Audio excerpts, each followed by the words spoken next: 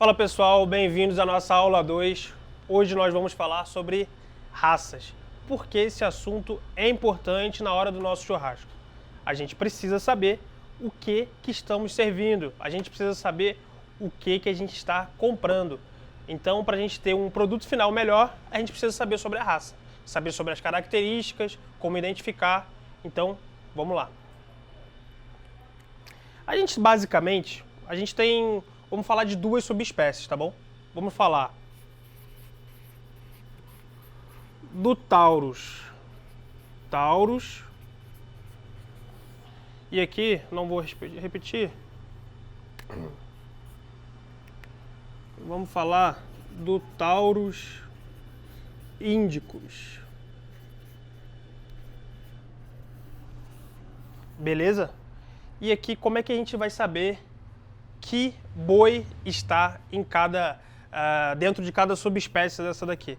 A gente pode separar de forma fácil e traduzir esse nome feio aqui para taurino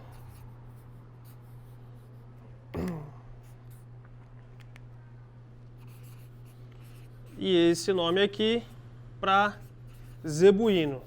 Talvez esses nomes aqui a gente já tenha ouvido falar. Quais são as raças que estão aqui abaixo dos taurinos e quais são as raças que estão abaixo do zebuíno? Vou ressaltar aqui as raças mais importantes da gente saber, tá? Das três que a gente mais conhece, duas estão aqui, ó, abaixo do taurino. E aí eu acho que aqui vocês vão reconhecer melhor. A gente tem o Angus, certo? E a gente tem aquele boi japonês caro, que é o Wagyu. E do lado de lá, uma raça que a gente conhece bastante, que é o Nelore. E aí, quais são as características essenciais que diferem esses dois?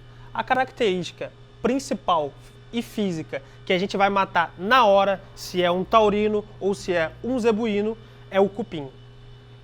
Nenhum taurino possui o cupim. O cupim nada mais é do que aquela córcova que ele tem nas costas, tá? Todo Nelore tem.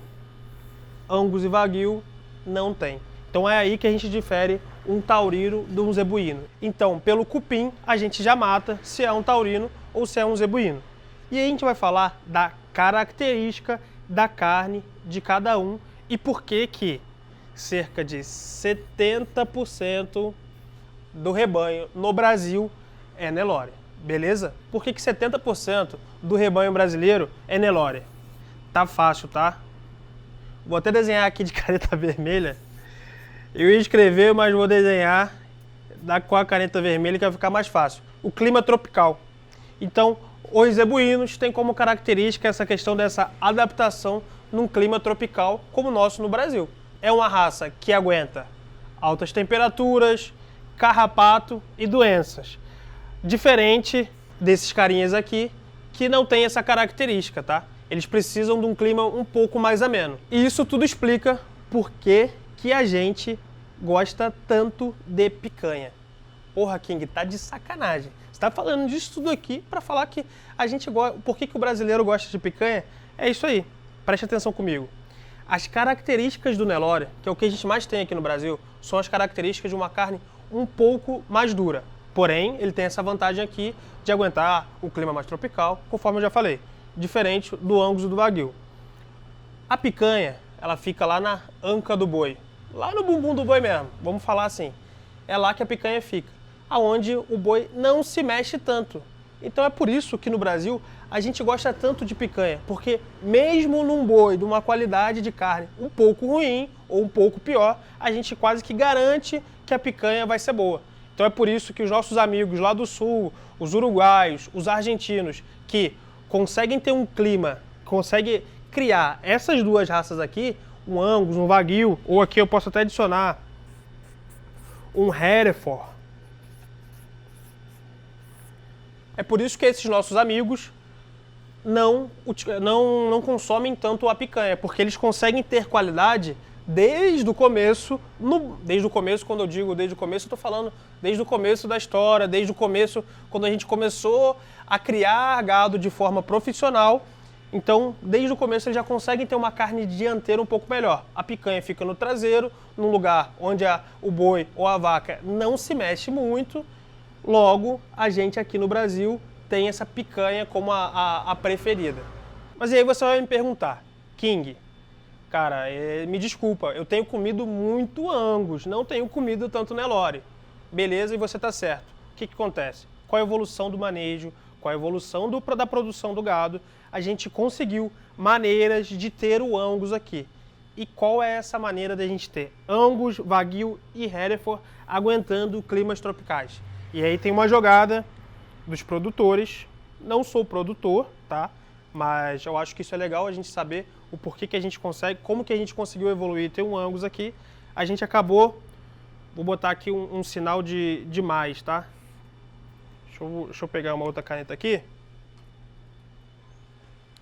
Vou botar um sinal de mais, porque a gente acabou cruzando os zebuínos com os taurinos. E o que a gente consegue com esse cruzamento? A gente consegue as características da maciez da carne que um taurino tem e consegue as características de aguentar clima tropical, de segurar mais as doenças aqui de um zebuíno. Beleza? E aí pode ser que você me fale, ah não, King, mentira. Eu tenho comido, por exemplo, muita carne certificada Angus. Logo, eu estou comendo 100% Angus.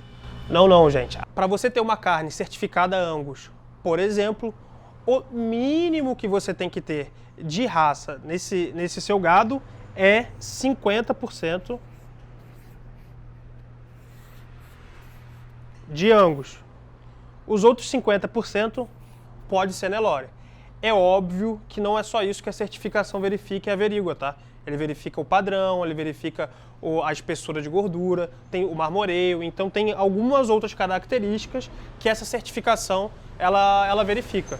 Porém, certificação Angus, existe certificação também de Wagyu, que é cruzamento, então a gente está, na maioria das vezes, cruzando taurinos e zebuínos para a gente ter uma carne de qualidade e que a gente consiga, criar aqui no sol do Brasil.